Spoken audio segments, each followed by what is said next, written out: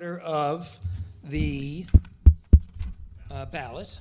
The first person to introduce themselves will be John Galligan. Good evening. For those of you who don't know me, my name is John Galligan, and I'm running for the Board of Education.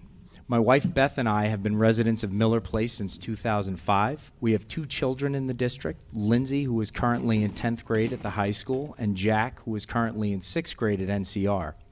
Both of our children have been in the system since kindergarten. I've been an active volunteer in the Miller Place community. I have served as a board member, PAL representative, and football coach for the North Shore Colts football and cheerleading organization. I also served for the Miller Place Boys Youth Lacrosse organization as a coach, and I'd previously served as a Miller Place basketball coach for the Miller Place PTO. As we emerge from the complexities of the pandemic, it is my belief that we need leadership that is highly knowledgeable of complex issues that our schools are going to face and understands the values of our community. I've dedicated my career to the service of teaching children, supporting those who work with kids. As a parent and as a professional educator working in public schools, I know firsthand how hard these past few years have been. Professionally, I am currently an administrator in the Sachem Central School District with over 20 years of experience as an assistant principal, classroom teacher, athletic coach, and professional mentor. In addition to this work at Sachem, I have served as an educational consultant for the Tri-State Consortium, a group that analyzes and advises some of the highest performing districts in not only the tri-state area, in the nation. In addition to this, my doctoral work, my research, and scholarly publications have all focused on school district financial planning, school governance, and strategic planning. Thank you. Tell us how you have been engaged in our district prior to running for BOE. For example, and these are just examples, class parent, coaching, PTO, booster, Friends of the Arts, and also are you current member of these groups? I've been actively involved in the community since my children have been in sports. I was just thinking about this. I remember being a part of, I believe it was St. Louis de Montfort soccer before it became Sound Beach soccer, when they used to play at the North Country Road School. That was when I first started as a volunteer. From there, I progressed. I've been with the Miller Place PTO basketball. I coached there. Many of you might have seen me courtside coaching sports there. Miller Place lacrosse, boys lacrosse, I've been coaching since my little guy was 5. I got kind of into that. And then with the North Shore Colts, I got involved in coaching. Part of the reason why I did this is because I'm a school administrator. And the biggest thing that I missed was coaching, because I used to coach football, girls track, and when I was a teacher. So the opportunity to be able to coach our kids was fantastic for me, and I've always availed myself to that.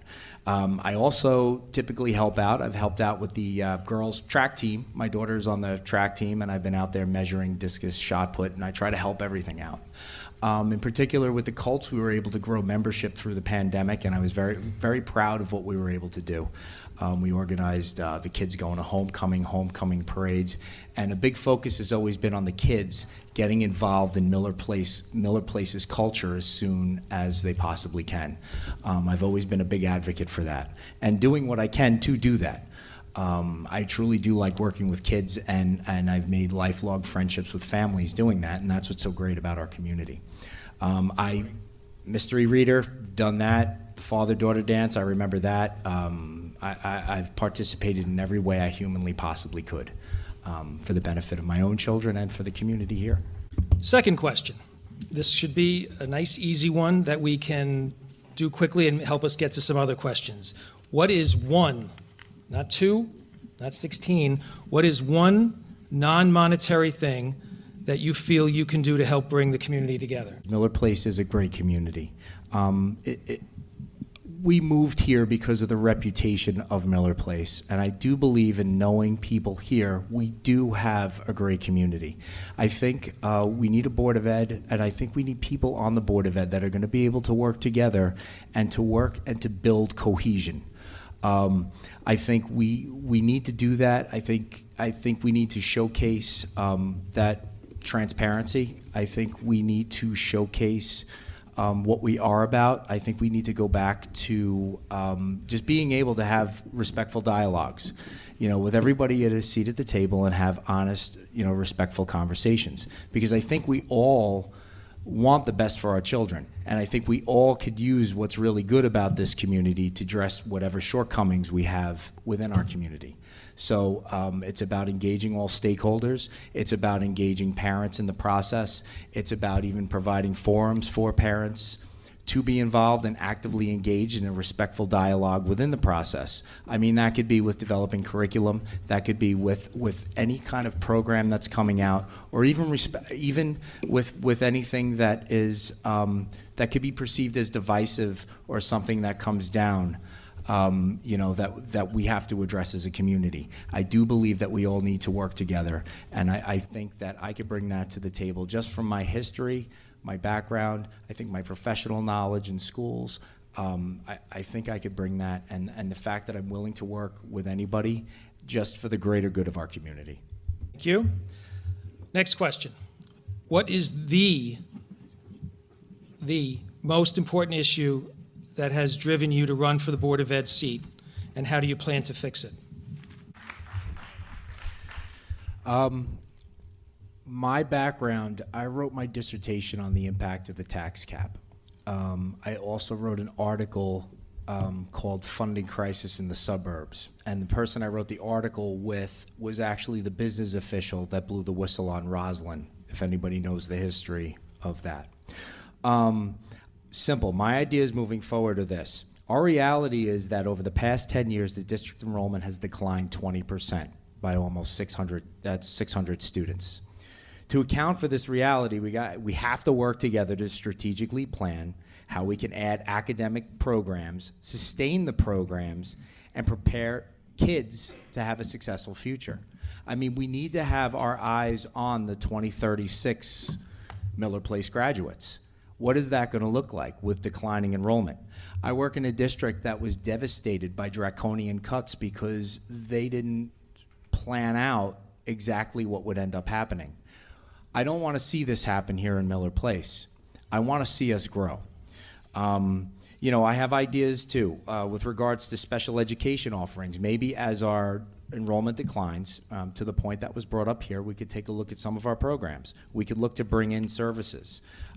We could expand course offerings in-house. Maybe what we could do is take a look at things like in the high school, look at our CTP programs, our CAD programs that are offered at BOCES, and look to keep kids in-house. Maybe what we could do is build so that we no longer have to send our kids anywhere. We can sustain growth that way, because successively we've passed bonds where we've expanded schools, we've added things, but now that the enrollment's declining, we'll have room in our buildings. So these are some ideas that I would be thinking about and asking as we bring this to the table. Also, assessing our organizational strengths, and our enrollment factors are key when moving forward, when adding programs. Okay, next question. What is your stance on vaccine mandates? I've, working in schools, I mean, I get the law piece, and I've worked with the law piece, and I've had to enforce some things, but I'm going to go off of my personal beliefs.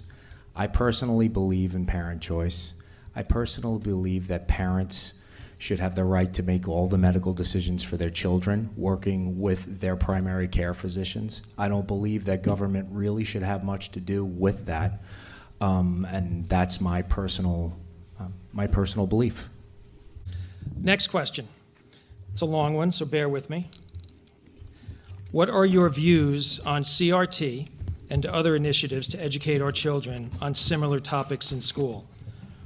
Are you in favor of these topics being addressed in school, or do you feel it should be addressed by the parents at home? In the context of what CRT is and what it has become with regards to, how it's perceived by parents and what has come down, I don't think, and I agree with this, the teaching of critical race theory doesn't have a place in K-12 schools.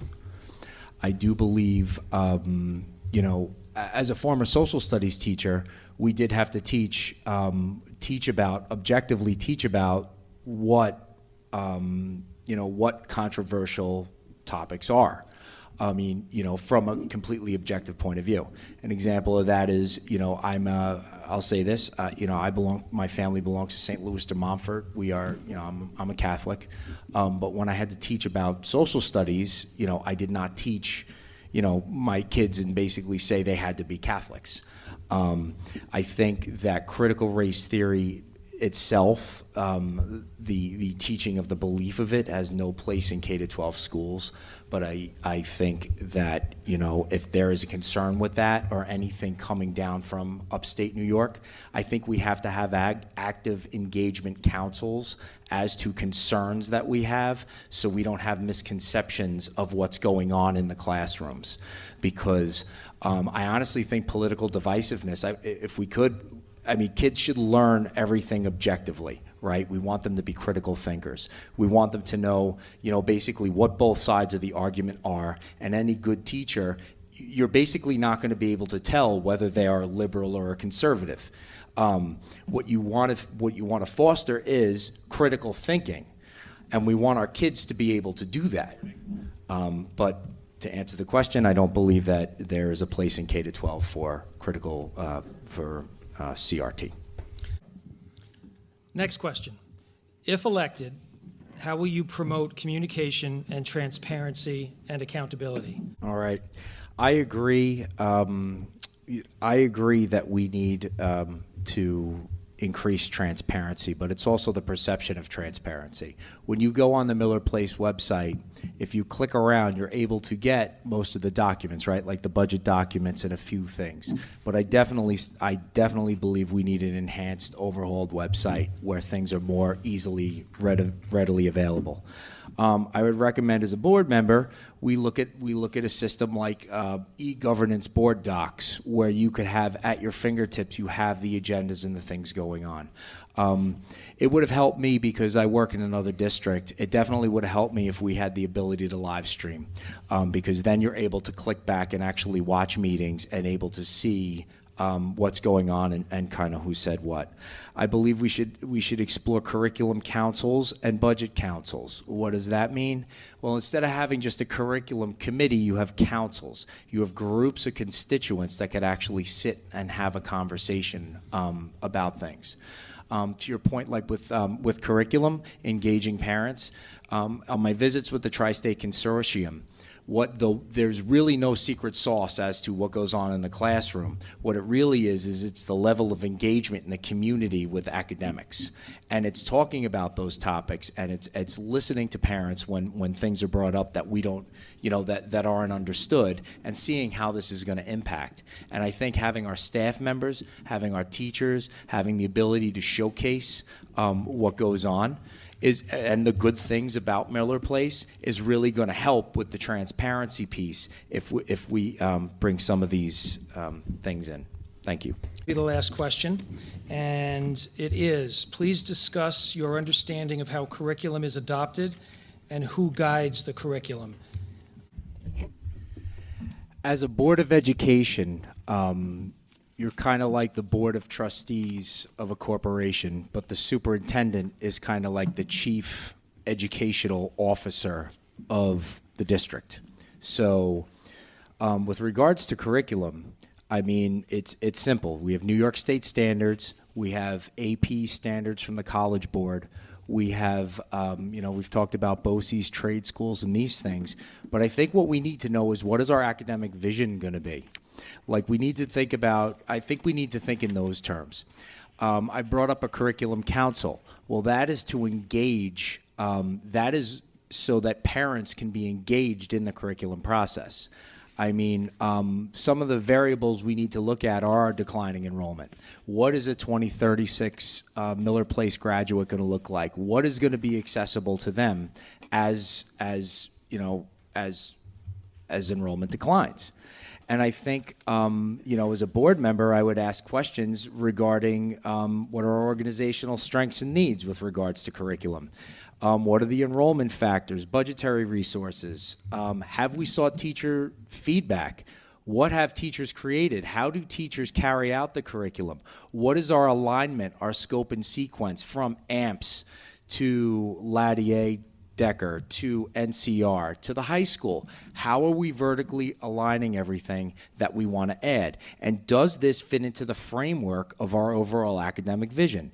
Is it student-centered? Is it what we need? Is it going to enhance our overall academic profile? Can we afford this? You know, these are some real big questions that we need to ask. We'd have to ask the superintendent, and the superintendent and the administrators and the teachers are the ones charged with coming up with the courses that follow the standards. So we're going to move on now to 2 minutes per candidate. Okay, I put some thoughts together. If elected, I'm willing to work with other board members, anybody who's elected for our community. I'm willing to put everything that I have, everything I've learned professionally, everything I know about this place, and everything I love about this place on the table for us. I believe I would hope to bring a sense of cohesion back to our community, foster and establish a respectful dialogue, ensure that we all feel and know we have seats at the table with regards to our kids, because we should. I'd like us to use our strengths to address our shortcomings. I would like to support the good work that goes on in our classrooms and the good work that goes on with our kids and the great work that our teachers actually do on behalf of our children.